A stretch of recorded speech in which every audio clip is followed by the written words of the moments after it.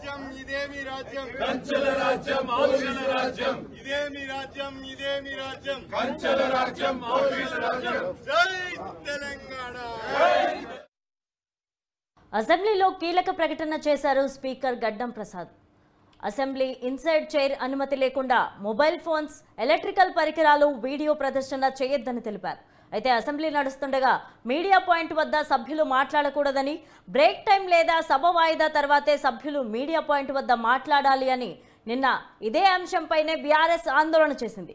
Media point వద్దకు అనుమతించకపోవడంతో అసెంబ్లీలో రోడ్డుపైనే బైఠాయించి నిరసన తెలియజేశారు. బీజేపీఎల్ ఫ్లోర్ లీడర్గా ఏలేటి మహేశ్వర్ రెడ్డిని నియమించారు. ఈ ప్రకటన గడ్డం ప్రసాద్ చేశారు.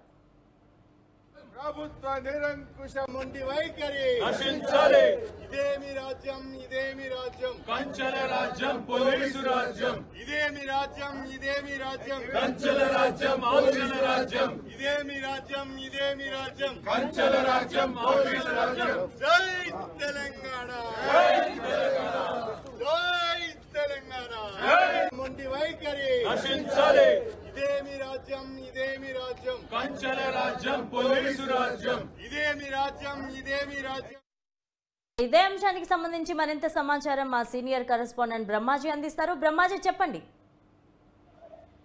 లావణ్య, నిన్న అసెంబ్లీలో చూపిస్తున్న పరిణామాల నేపథ్యంలో అంటే ఏదైతే నిన్న సభ నుంచి వాకౌట్ చేసినటువంటి బీఆర్ఎస్ పార్టీ ఎమ్మెల్యేలు సభ జరుగుతూ ఉండగా మీడియా పాయింట్ లో మాట్లాడుతామంటూ రావడానికి ప్రయత్నించినప్పుడు ఇక్కడ మార్షల్స్ కానీ వీళ్ళందరూ కూడా వాళ్ళని అడ్డుకోవడం జరిగింది. దాంతో వాళ్ళు ఇక్కడ సభలోనూ మమ్మల్ని మాట్లాడనీయకుండా, ఇక్కడ మీడియా పాయింట్ లోనూ మాట్లాడనీయకుండా ఎట్లా అడ్డుకుంటారు అంటూ కేటీఆర్ హర్షతో మిగతా పార్టీకి సంబంధించినటువంటి ఎమ్మెల్యేలు అందరూ కూడా ఇక్కడనే మీడియా పాయింట్ కి సమీపంలో బైఠాయించడం జరిగింది. ఇదేమి రాజ్యం కంచెల రాజ్యం అంటూ కూడా వాళ్ళు స్లోగన్ చేస్తూ ఇస్తున్న నేపథ్యంలో నిన్న జరిగినటువంటి సంఘటన పరిస్థితిని బట్టి స్పీకర్ గడ్డం ప్రసాద్ కొద్దిసేపు క్రితం దీనికి సంబంధించి ఒక అనౌన్స్మెంట్ చేయడం జరిగింది.